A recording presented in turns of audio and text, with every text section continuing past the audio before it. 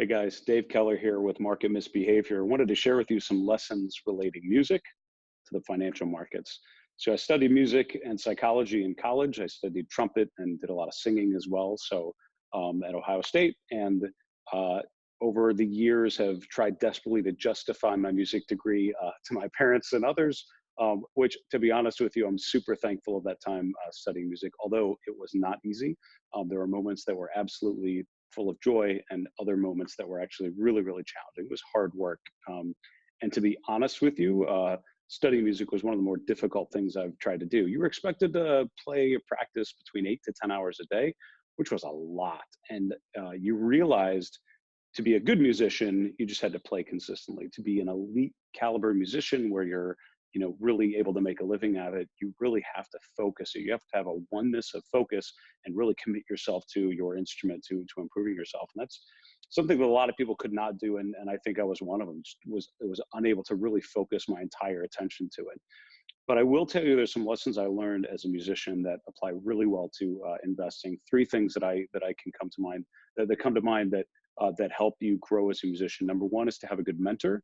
Number two is to have a community, and number three is to practice. So let's go through those very quickly. Number one, have a mentor, right? So the moment you arrive in a college situation, you're studying an instrument, you audition for, and you work with a trumpet professor. And I worked with a couple different people over my time there.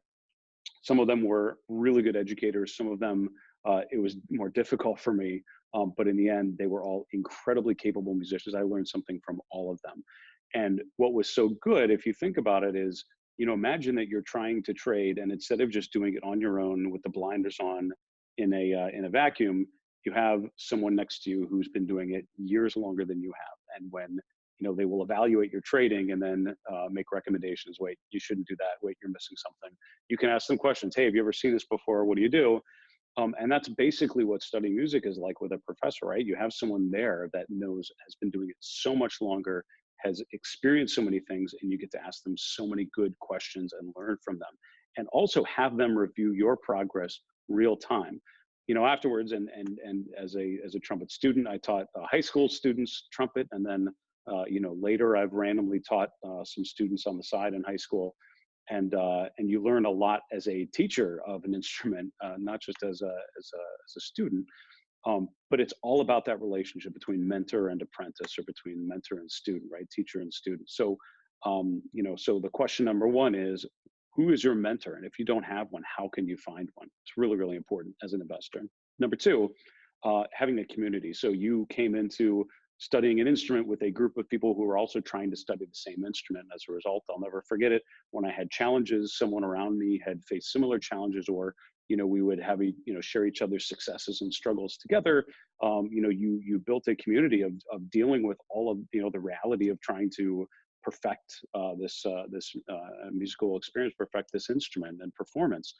And so it ended up being a really cool way to learn, because you were learning as a group, as a cohort, as a tribe. So question number two, what is your tribe? I know studying, investing, the CMT Association ended up being a really good community for me, because I was studying technical analysis, and I was able to meet with traders, futures traders, hedge fund guys, money managers, analysts, all who had been, who were, making a living applying these techniques. And I, meeting, early mentors and be able to learn from them, and then going through the exams as a community with others that were going through them. Finding a little study group helped me a great deal when I was going through the CMT exam. So question number two, what's your tribe? What's your community? And then the third one, practice. As a musician, you want to go in and you want to be the best, and you want to assume that you're the best. You want to prove that you're the best. And when you go into a college situation with other really good musicians, you realize you are not the best sometimes. And it's really humbling, and it's really difficult. And there are a lot of relationships to that experience in your experience as an investor. You're going to be wrong a lot, and dealing with that, and dealing with the reality of that, managing your risk, and just managing behaviorally, psychologically, emotionally.